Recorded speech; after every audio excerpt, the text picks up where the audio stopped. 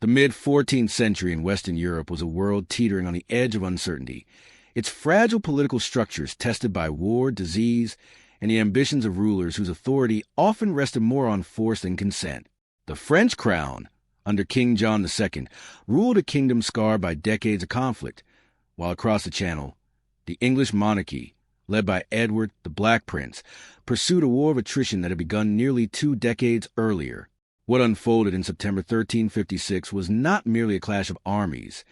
It was a collision of strategies, ambitions, and the very nature of medieval warfare, a confrontation that would reverberate across the continent.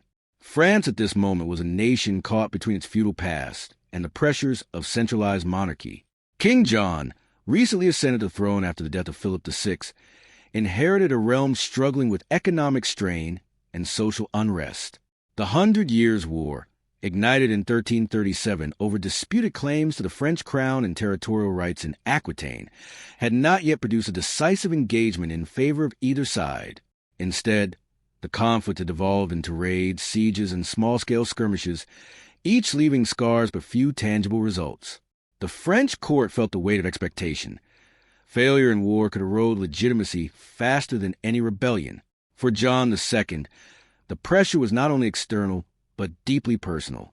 His father had struggled against the English, and now, as a young monarch, he bore the full weight of his kingdom's honor. The strategic situation in 1356 was delicate. Edward, Prince of Wales, known to history as the Black Prince, had spent much of the past year conducting a chevauchée, a methodical, devastating mounted raid across southern France.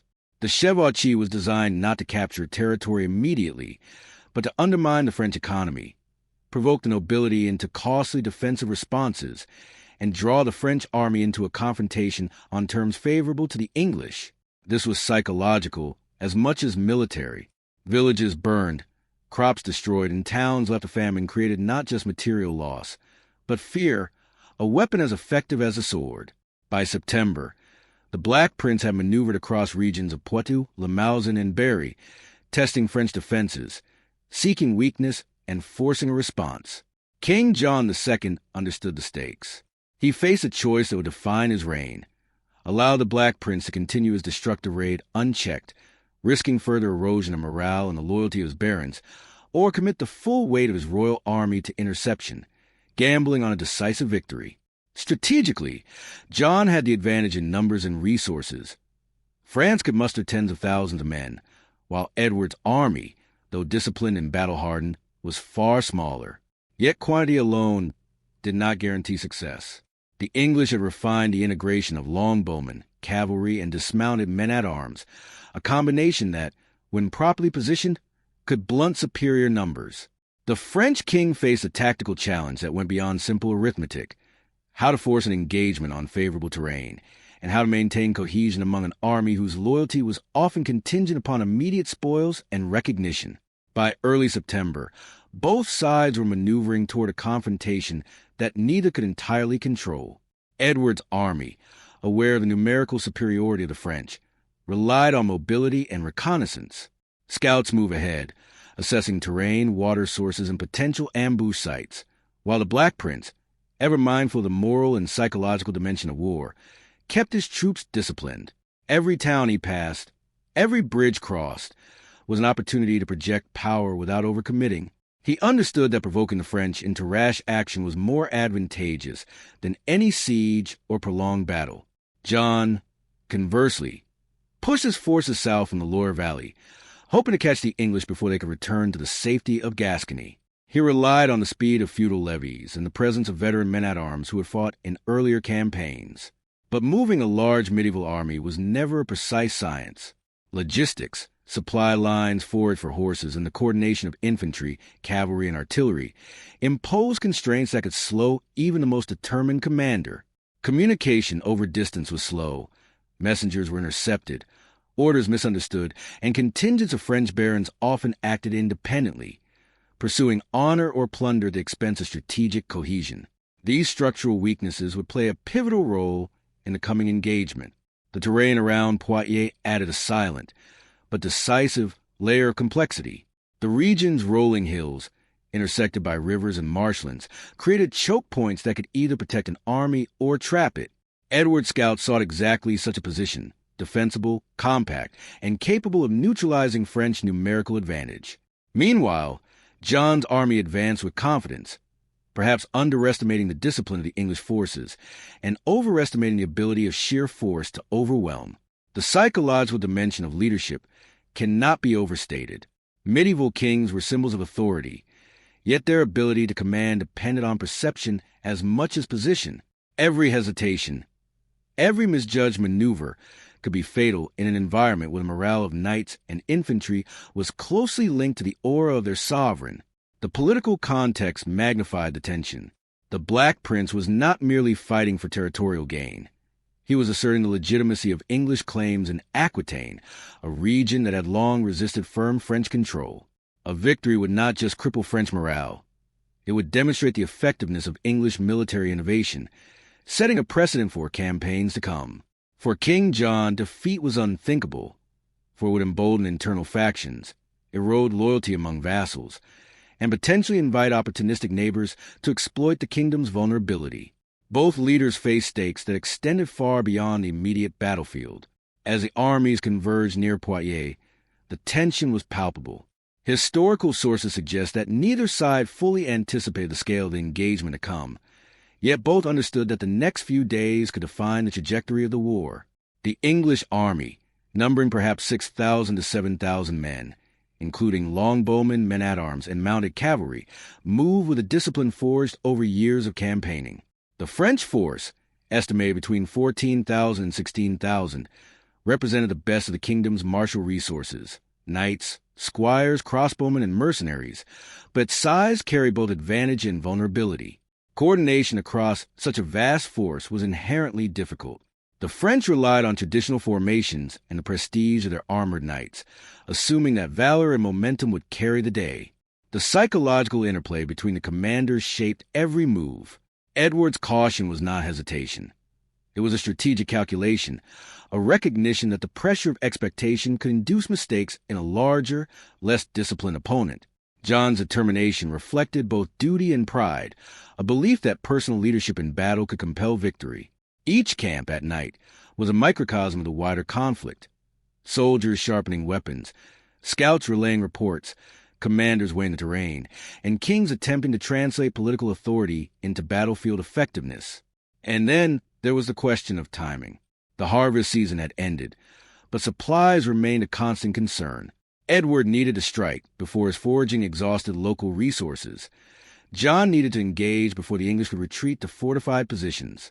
These constraints, often invisible in modern analysis, were decisive in medieval warfare. Strategy was inseparable from logistics, and both kings were acutely aware that a single misstep, forced march, misread terrain, delayed reinforcement, could unravel the outcome before a sword was drawn. In the days leading up to the engagement, the armies made their final maneuvers. The English chose high ground near the villages of Noël-Maupertuis and Maupertuis, a defensible ridge bordered by rivers and marshes. Archers could dominate the approach. Cavalry could be funneled into kill zones. The French advanced in a more extended formation, seeking to envelop the English, their confidence buoyed by superior numbers. Yet the terrain, the discipline of the Black Prince's men, and the weight of psychological pressure were slowly shaping a trap neither army could fully see. Here, at the precipice of battle, the stage was set. The 100 Years' War, which had lingered in raids and minor skirmishes, was about to find its most consequential encounter since Crécy 23 years earlier. The decisions made in these hours, of positioning, of reconnaissance, of personal courage, would not merely affect a single campaign, but the trajectory of French and English fortune for years to come. In this quiet prelude, the tension was not in the clash of weapons, but in the careful, deliberate orchestration of men and terrain, and in the silent calculation of kings whose fates rested upon the unpredictable tides of battle. The field was prepared. The armies were in place. And as dawn approached, history held its breath. The morning of September 19th, 1356, broke over fields near Poitiers with a deceptive calm. Mist hung low along the valleys, curling around the ridges where the English had entrenched themselves. From a distance, The French host appeared formidable, a moving tapestry of banners, pennons, and armored figures glinting in the early light. Yet from the English perspective, their position on the elevated ridge offered both observation and defense. Every decision, every subtle shift in posture, was magnified under the eyes of commanders. Edward, the Black Prince, understood the necessity of discipline in a moment when chaos could so easily become catastrophic. His longbowmen were arrayed in the front and flanks, their stakes planted firmly into ground, angled toward the French approach. These stakes, sharpened and buried at an angle, were designed to break the momentum of a cavalry charge, a relatively simple but highly effective innovation. Behind the archers, dismounted men-at-arms formed a compact line, their armor heavy, their shields large, their cohesion critical. The Black Prince was not simply defending terrain. He was imposing a psychological barrier, forcing the French to confront the deadly consequence of overconfidence. The English army numbered roughly 6,000 men, but sheer numbers belied their effectiveness. Each soldier had trained for coordinated action, each officer versed in reading both battlefield conditions and human psychology. The longbowmen were especially crucial. Capable of launching volleys of arrows that could pierce armor at a distance, they were the sword that could strike before contact, softening the enemy and sapping morale. The Black Prince had chosen this ground deliberately, understanding that narrow approaches would concentrate the French advance and magnify the lethality of his archers. Every choice was a chess move, each backed by experience and an acute understanding of medieval warfare's brutal arithmetic. On the French side, King John II marshaled a force that dwarfed the English. Estimates suggest 14,000 to 16,000 men, including heavily armored knights, mounted men-at-arms, crossbowmen, and mercenary infantry. The French army was a testament to wealth and prestige, yet size created inherent vulnerabilities. Coordination across so many banners was difficult, and feudal loyalty often fractured under stress. Barons and captains expected personal glory, and any misalignment of command could result in piecemeal engagement rather than a unified assault. John's plan relied on his numerical advantage to overwhelm the English, but this assumption, like many in medieval warfare, underestimated the defensive ingenuity and discipline of a smaller, well-led force. The terrain played a decisive role from the first movements. The English ridge dominated the surrounding fields, flanked by marshy streams that limited cavalry maneuverability. The French, attempting to outflank, were constrained by these natural obstacles, forcing them into narrower attack lanes. The longbowmen, hidden behind stakes and rising slightly with the slope, could rain arrows into the advancing cavalry before they could reach the English lines. Edward's positioning forced the French to commit fully before testing the defensive strength. There was no room for reconnaissance in the heat of the assault. As the French advanced, the tension among their ranks became visible. Knights, accustomed to charging with impunity, now faced a compact, disciplined formation bristling with stakes and projectile fire. Crossbowmen and infantry moved forward, but the speed of the advance risked disorder. The Black Prince, mounted and observing the field, calculated every risk. His cavalry remained largely in reserve, ready to exploit breaches or respond to any flanking attempt. This control over timing and space reflected not just tactical genius, but an understanding of human behavior under pressure. Soldiers press into battle too quickly become predictable, while hesitation can be equally fatal. The engagement began with skirmishes. French archers and crossbowmen probed English positions, while longbowmen returned fire with disciplined volleys that thinned advancing ranks. Even here, the psychological dimension was critical. Arrows arced in patterns that were as much intended to intimidate as to injure, forcing the French knights to maintain order while under constant threat.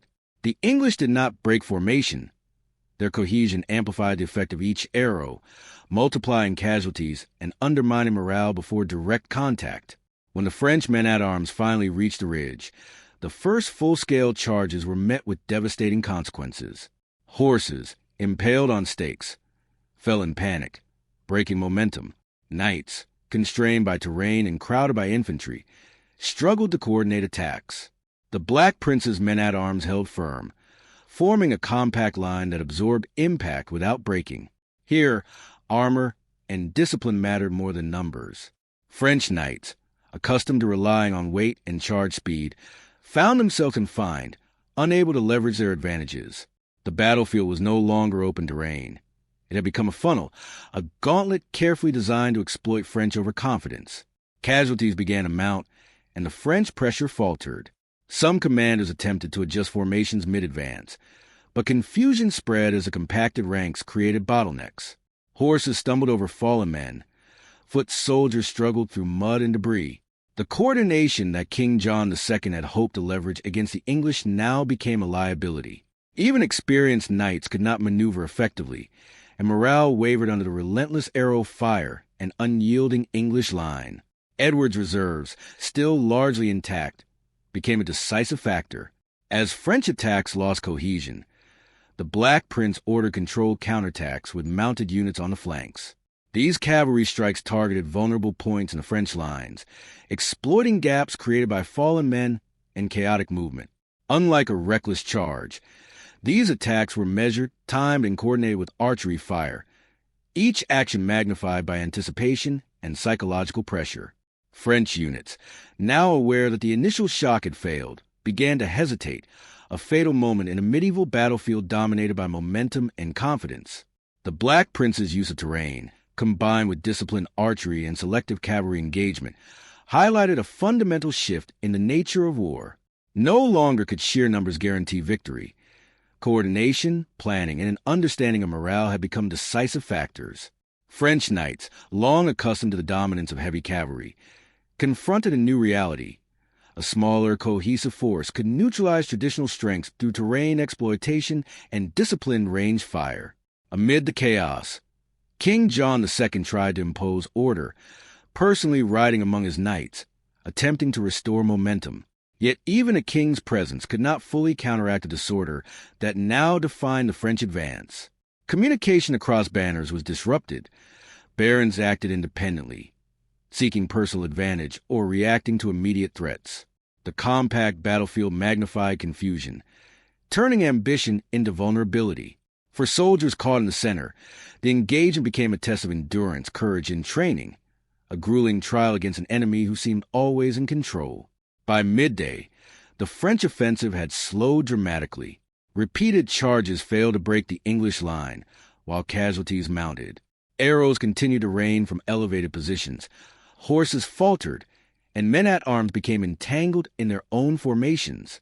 The battlefield, initially dominated by size, was now defined by discipline and controlled space.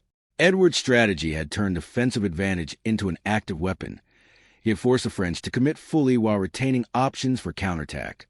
The tension reached its apex when the English longbowmen unleashed a coordinated volley as a renewed French charge advanced. Horses fell in panic. Knights were unseated or forced to halt. In the confined field, French infantry could not maneuver effectively, and barons on the flanks struggled to maintain cohesion. Each moment of hesitation, each faltering step, was compounded by Edward's tactical patience. What had begun as a numerical contest had transformed into a psychological crucible. As the sun rose higher, it illuminated the shifting momentum. The French army, once a seemingly unstoppable tide, now staggered under precise orchestration of a smaller, disciplined force. Casualty numbers began to mount unevenly.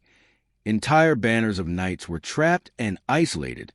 The Black Prince, mounted on his horse and observing the field, understood the potential for decisive opportunity. Yet he did not act recklessly. Every movement was measured, exploiting weakness while maintaining the integrity of his own line, a lesson in restraint and tactical patience rarely observed in contemporary battles dominated by impetuous charge. By late afternoon, the battle was entering a critical phase. French assaults, fragmented and disorganized, were increasingly ineffective. English counterattacks, coordinated with longbow fire, inflicted disproportionate casualties. The battlefield had shifted from open confrontation to a series of controlled engagements within a confined area, each designed to maximize attrition and psychological impact. Soldiers fatigued, the loss of horses, and the confusion of command began to erode cohesion. The stage was set for a turning point, one that would crystallize the consequences of leadership, terrain, and disciplined execution. In these hours, the Battle of Poitiers revealed the evolving character of medieval warfare. Strategic calculation, disciplined formations, and the effective integration of ranged and mounted units were proving decisive against numerical superiority. For Edward, the day's engagement had validated years of careful preparation, reconnaissance, and an understanding of the interplay between terrain and human psychology. For John II, it was becoming painfully clear that traditional reliance on massed knights and prestige could not, in itself, guarantee victory. The battlefield was no longer simply a theater for personal valor. It had become a complex system in which timing, control, and anticipation mattered as much as courage. By mid-afternoon, the French army teetered on the brink of disaster. The initial confidence of King John II and his barons had given way to confusion, frustration, and mounting fear. The ridge held by the English proved a fortress more psychological than physical. Each charge against the entrenched longbowmen shattered momentum, leaving knights and infantry alike stranded in mud, blood, and the detritus of the battlefield. The disciplined English line absorbed impact after impact while selectively striking back, exploiting gaps and missteps. Every misjudged maneuver by the French magnified the lethality of Edward's strategy. The turning point came not from a single dramatic charge, but from cumulative attrition and the disintegration of French cohesion. Repeated assaults had bled the front lines, separating banners and creating isolated pockets of resistance. Exhausted knights, aware that their momentum had stalled and their horses were lost or wounded, faltered. Infantry units, crowded between armored men and marshy terrain, became increasingly vulnerable. The Black Prince seized this moment, ordering coordinated cavalry sorties on the flanks. These strikes were precise, not reckless. They pierced weak points in the French lines and struck at the heart of command. Barons who had sought personal glory now found themselves encircled, cut off, and forced into surrender or death. King John II, riding among his men, realized the gravity of the situation too late. Efforts to reorganize faltering units were confounded by the sheer scale of confusion.